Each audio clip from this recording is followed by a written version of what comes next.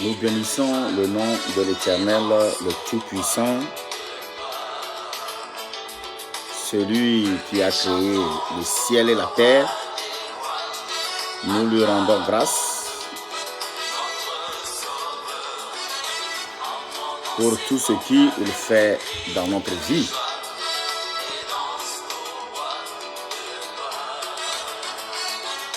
Je remercie le Seigneur que le Seigneur a permis que nous nous retrouvons encore sur notre plateforme de prière et de méditation.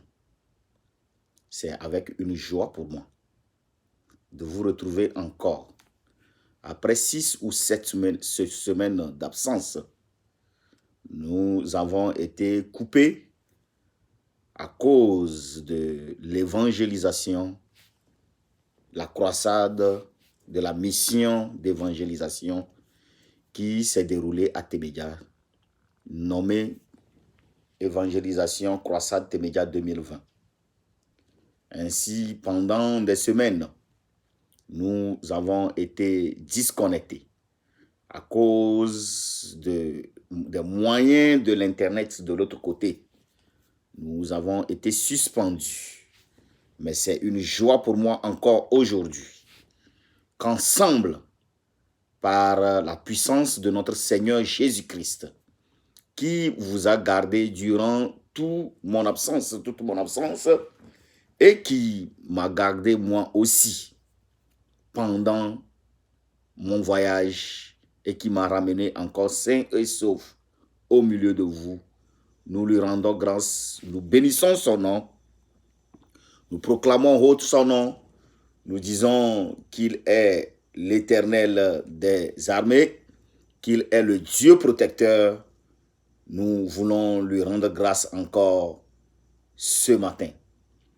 Mon frère, ma soeur, toi qui es branché sur cette plateforme de prière, humblement, je te demande de te joindre avec moi pour que ensemble, dans l'unité du Saint-Esprit et dans une communion de fraternité, nous allons tous ensemble nous joindre et glorifier son nom, méditer sur sa parole et prier ensemble dans le nom puissant de Jésus.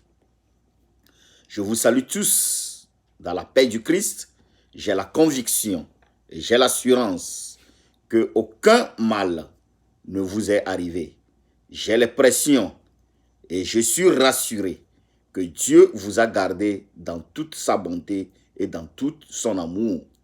Doucement, nous allons franchir l'année 2020, année de difficultés, année de tous les problèmes, année des failles. Et nous allons rentrer dans une autre année avec toute la victoire qui serait célébrée. Parce que toi et moi, malgré les tourbillons, malgré les difficultés, malgré les moments les plus compliqués, Dieu nous a fait traverser pendant toute une année sans que personne d'entre nous ne succombe aux tentations et aux manifestations, aux manigances de l'ennemi. Nous allons lui rendre gloire. Le titre de notre message aujourd'hui, puisque nous sommes dans la période de la naissance de notre Sauveur, la période où le Sauveur est né pour toi et pour moi. Donc, nous avons intitulé notre message « Le Sauveur du monde est né ». Donc, notre message est tiré dans Jean 3, 16, Jean chapitre 3, verset 16. Je lis.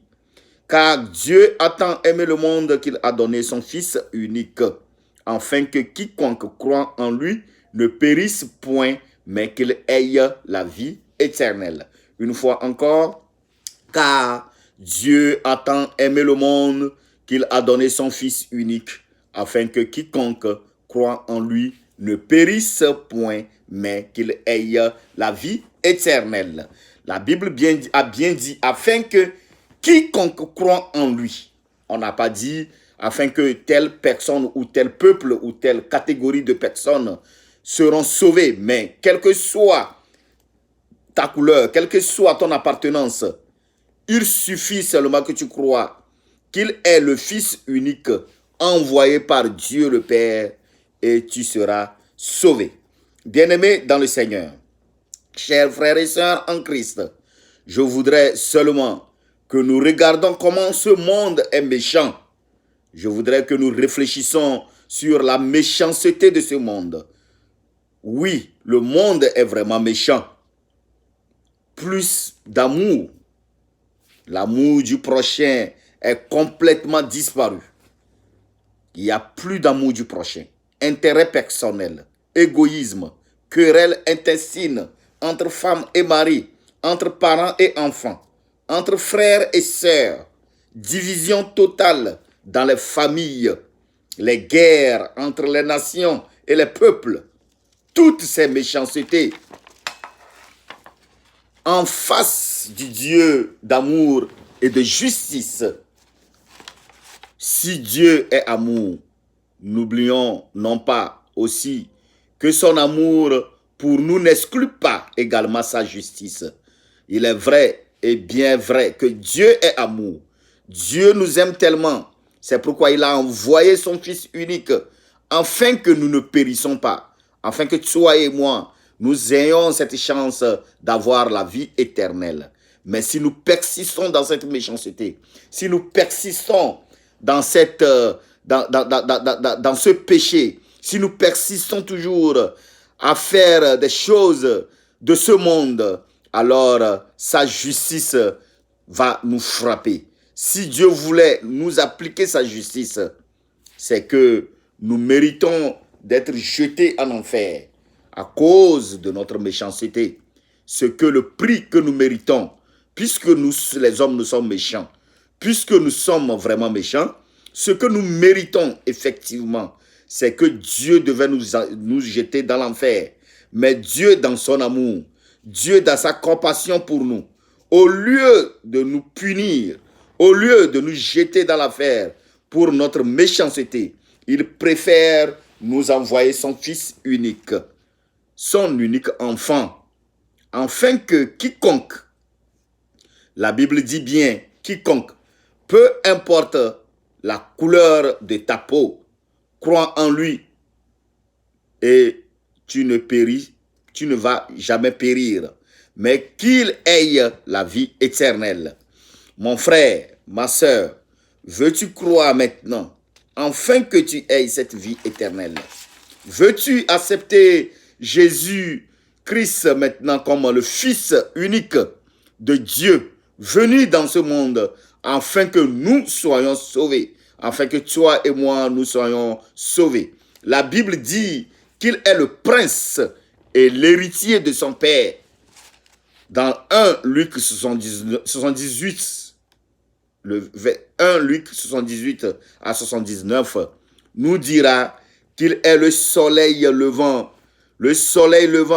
qui nous a visités d'en haut pour éclairer ceux qui sont assis dans les ténèbres et dans l'ombre de la mort. Alléluia. Pour diriger nos pas dans le chemin de la paix. Luc 2,14 nous dira que les bergers dans les champs peuvent entendre la multitude de l'armée céleste louer Dieu. Gloire à Dieu au plus haut des cieux et paix sur la terre aux hommes qu'il aime.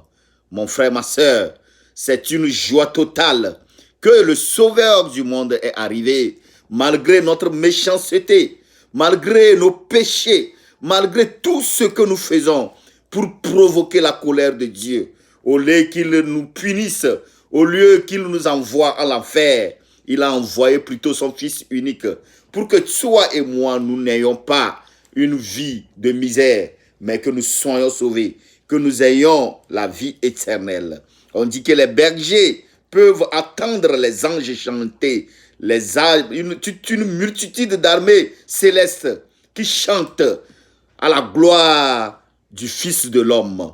Gloire à Dieu au plus haut des cieux et paix sur la terre aux hommes qu'il aime. Oui, les bergers étaient dans une joie totale. Ils étaient dans une joie totale parce que le Sauveur est né. Alléluia. Mon frère, ma soeur, peux-tu te réjouir maintenant, exactement comme les bergers, parce que le Sauveur est né pour nous. Le Sauveur est né pour toi et moi. Réjouis-toi parce que si tu crois en lui, tu seras sauvé. Peu importe ta vie passée, peu importe ce que tu fais, peu importe les grands péchés que tu as commis dans le passé, peu importe ce que les gens ont prédit dans ta vie que tu seras, peu importe ce que les gens sont en train d'imaginer que tu seras, peu importe le plan de l'ennemi qu'il a fixé dans ta vie. Si tu crois et que tu confesses de ta bouche, tu dis que le Seigneur a envoyé, Dieu a envoyé un sauveur pour moi, tu seras sauvé. Peu importe ta vie passée, peu importe ton appartenance ethnique ou politique, ou encore la couleur de ta peau, peu importe ta situation financière, peu importe ta situation géographique, crois seulement et tu seras sauvé. N'est-ce pas une grande nouvelle pour toi et moi ce matin? N'est-ce pas, mon frère, ma soeur, une grande nouvelle, une nouvelle que nous ne pouvons pas imaginer pour toi et moi ce matin? Oui, cette nouvelle dépasse toutes les nouvelles du monde. Cette nouvelle dépasse les nouvelles que le CNN donne. Cette nouvelle dépasse les nouvelles que TV5 donne. Cette nouvelle dépasse les nouvelles que BBC donne. Cette nouvelle est au-dessus de toutes les nouvelles. C'est la meilleure et la plus importante des nouvelles que ce monde aurait connues. Qu'un sauveur est né pour nous. Qu'un sauveur est né pour toi et moi. Bien-aimés dans le Seigneur, il est temps que nous tournons notre vie vers ce Sauveur. Il est temps que nous laissons nos démarches, nos méchancetés qui écœurent le cœur de Dieu et que nous acceptons son Fils qu'il a envoyé afin que toi et moi nous ayons la vie éternelle. Malgré sa grandeur, malgré la grandeur de notre prince qui est né, malgré la grandeur, parce que la Bible dit qu'il est le prince principal, il est l'héritier principal de son père, le Dieu Tout-Puissant. Il a une position très haute, en haut auprès de son père. Mais malgré cela, la Bible déclare qu'il est venu sous la forme la plus humble et la plus fragile qu'il soit. Oui, le prince de ce monde, l'héritier principal du Dieu, est venu sous une forme humble. Qu'en est-il de toi et moi? Qu'en est-il de toi et moi? Nous qui sommes égoïstes, nous qui sommes vantards, nous qui sommes orgueilleux, qu'en est-il de nous? On dit le prince de ce monde, il est venu dans ce monde sous une forme humble et sous une forme la plus fragile que soit. Un bébé, un tout petit bébé, couché dans une crèche, dans une ville appelée Bethléem. On l'a mis au monde parmi les animaux. On l'a mis au monde parmi les bœufs, parmi les animaux. Et on l'a fait coucher dans une crèche. Le prince héritier de ce monde, couché dans une crèche, quelque part à Bethléem. Bien-aimés dans le Seigneur, il est temps que nous prenions conscience de notre position vis-à-vis devant l'Éternel. Mon frère, ma soeur, toi qui es égoïste, mon frère, ma soeur, toi qui es orgueilleux ou orgueilleuse, peux-tu laisser tomber ton orgueil? Peux-tu apprendre maintenant que le prince héritier de ce monde est né à Bethléem et il est venu sous une forme humble, un bébé qui a été couché dans une crèche parmi les animaux? Mon frère, ma soeur, cela te fait apprendre, toi et moi, ce matin. Nous devons apprendre à être humbles. Nous devons apprendre à être humiliés. Nous devons apprendre à rester au pied des gens. Nous devons apprendre à laisser tomber nos orgueils pour la gloire de l'Éternel. Si le prince du monde a pu arriver dans toutes ces conditions, dans une petitesse que possible, Qu'en est-il de toi et moi? Qu'en est-il de toi et moi? La parole t'interpelle aujourd'hui à ce que tu réfléchisses à ta position. Et prends l'exemple du roi des rois. Prends l'exemple des princes héritiers qui est venu dans ce monde dans une forme très humble, malgré sa grandeur. Prends cet exemple. Viens, mon frère. Viens, ma soeur. Viens au pied du Sauveur du monde. Oui, viens. Viens avec toute humilité. Viens avec toute humilité. Laisse tomber ton orgueil. Laisse tomber ton orgueil et accepte d'être humilié, accepte d'être humble et viens au pied du prince des princes, l'héritier principal de ce monde. Acte 10, 36 nous dira qu'il est l'homme de la paix. Il annonce au fils d'Israël la paix de la part de Dieu. Ses paroles apportent le repos de l'âme troublée. Oui, si ton âme est troublée aujourd'hui, si ton âme est perturbée aujourd'hui, il est le vrai messager. Il est le vrai messager. Il est le vrai consolateur. Celui qui console les hommes, les âmes troublées. La Bible dit qu'il est le porte-parole de Dieu. Quand ton âme est troublée et quand il te parle, tu es restauré dans le nom puissant de Jésus. Même à travers ses actes, nous avons l'assurance qu'il est le sauveur du monde. À travers ses actes, tu peux lire que celui-ci est envoyé par le Père. À travers ses actes, il porte des messages de paix. Il porte des messages de réconciliation. Il porte des messages de la restauration. Même à la croix, dans la douleur, dans les douleurs, même sur la croix, les clous sont en train de pénétrer son corps. Les flèches sont en train de rentrer dans son corps. Dans les gémissements, il continue toujours par proclamer le message de la réconciliation entre les hommes et son Père. Bien-aimé dans le Seigneur, dans Éphésiens 2, 14, verset 17, Éphésiens 2, 14, verset 17 nous dira que son sang qui a été versé sur la croix, son sang qui a coulé sur la croix, nous qui étions jadis éloignés, ce sang nous a rapprochés de Dieu. Ce sang nous a amenés à être réconciliés avec son Père. Nous qui étions auparavant éloignés de Dieu, son sang qui a coulé nous a rapprochés de ce Dieu. Il a annoncé la paix à ceux qui étaient loin et la paix à ceux qui étaient proches. Bien-aimés dans le Seigneur, notre Sauveur n'a pas de limite. Notre Sauveur n'a pas de distinction. Que tu sois loin aujourd'hui de Dieu, il est encore capable de t'amener proche de Dieu. Que tu sois déjà proche de l'Éternel, il est encore capable de redoubler la relation entre toi et son Père. Que cette paix demeure avec toi, qu'elle réside avec toi et qu'elle soit avec toi jusqu'à l'entrée de la nouvelle année 2021.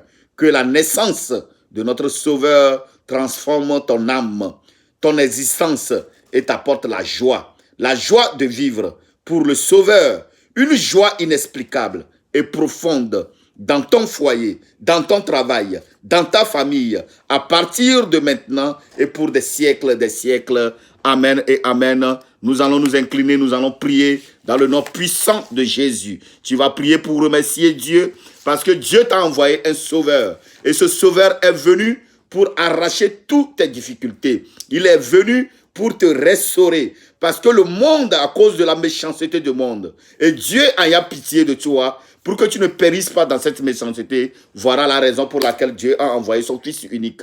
Afin que tu aies, si tu crois en lui, tu seras sauvé. Tu vas dire, Seigneur, merci. Merci pour cet amour infini. Dans le nom puissant de Jésus.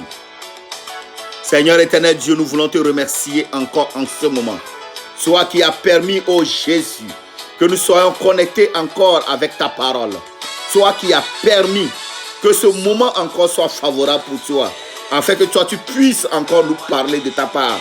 Nous voulons te dire merci. En toute honnêteté, Seigneur, nous voulons te glorifier.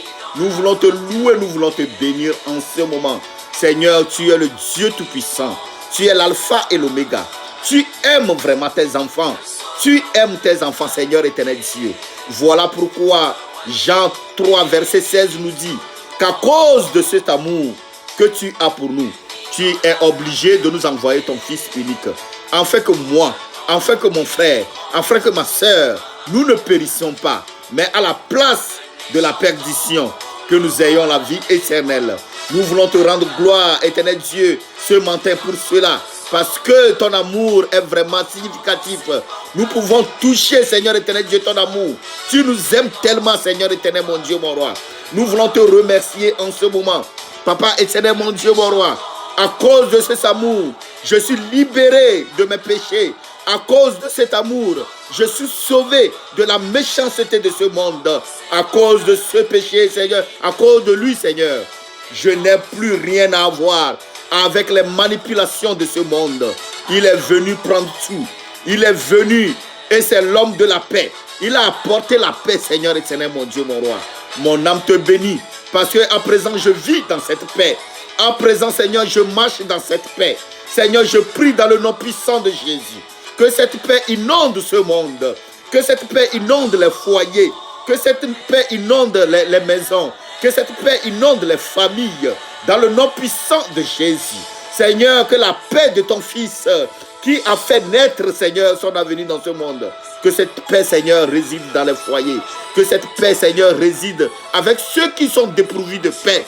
S'il te plaît, Seigneur éternel, mon Dieu, mon roi, ressors maintenant les foyers en difficulté dans le nom puissant de Jésus. Ressors, Seigneur éternel, mon Dieu, mon roi, les maisons en difficulté dans le nom puissant de Jésus. Seigneur éternel, mon Dieu, mon roi, ressors dans le nom puissant de Jésus. Les familles qui sont déchirées par les malentendus, ils sont déchirés par les querelles intestines. Je prie dans le nom puissant de Jésus que ces esprits éternels Dieu, ces esprits démoniaques, ces esprits venant de l'ennemi, ces esprits venant du Satan, que cela sorte, Seigneur éternel Dieu, dans la vie de tes enfants.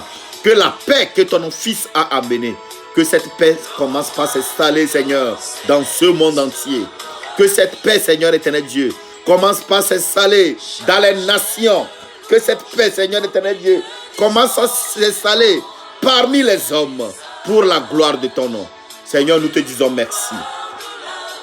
Nous te proclamons, Seigneur éternel Dieu, notre roi, notre Dieu. Nous déclarons dans le nom puissant de Jésus que tu nous bénisses toute cette semaine et que le reste de jours qui reste devant nous, Seigneur éternel, pour l'entrée glorieuse dans l'année 2021, que cela soit effectif. Je proclame que ton sang, Seigneur éternel Dieu, que ton sang nous entoure, que ton sang nous protège, que ton sang parle à notre faveur.